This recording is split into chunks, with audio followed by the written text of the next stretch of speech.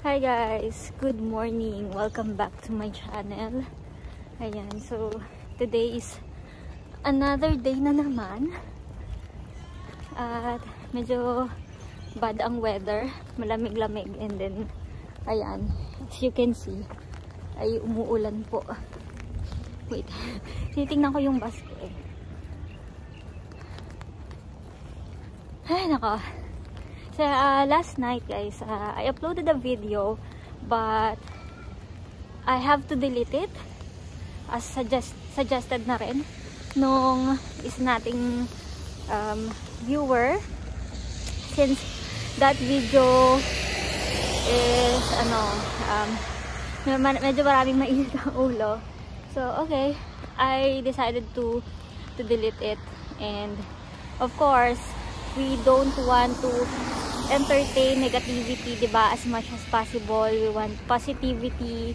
Kaya lagi ko nga pinapalakas ang loob ng ibang mga nanonood dito na nasa same situation din namin. And yeah, let's move on.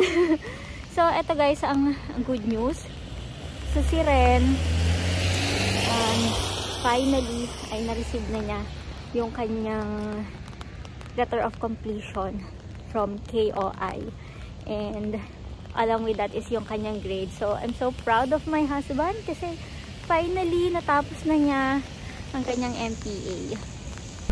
Hindi po kami nakaka-lodge ni Ren ang aming next visa kahit may letter of completion na, kasi yung date is 28. Kailangan talaga by 28 or 29 to 30 kami mag-lodge.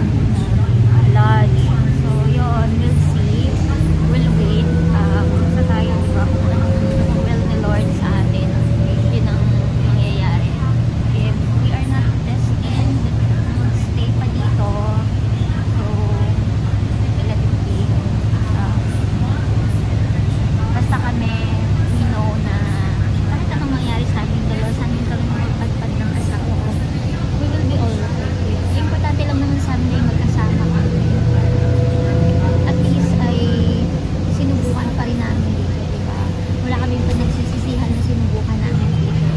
At yun nga, sabi nga ng iba talaga, yung policy dito, mag-change talaga siya.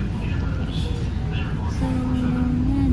Basta sa mga same situation namin, lalo na dun sa mga mas nakababata sa amin, continue guys, continue chasing your dream. Kung kayo mawawala ng pag-asa, lalo yung mga bata pa kayo, marami pa kayong chance.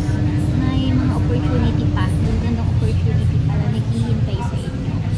And yes, maganda talaga dito sa Australia, kahit may alam nyo na yung taas ng cost of living, if aware kayo sa crisis din na meron dito, and yung crisis ay all over the world yan. Kahit sa Pilipinas, kahit sa Europe, basta sa ibang bansa, marami yan. Kahit saan kayo mapadpad, basta madiskarte kayo, basta masipag kayo, you will be fine. Shoutout pala kay Kuya Danny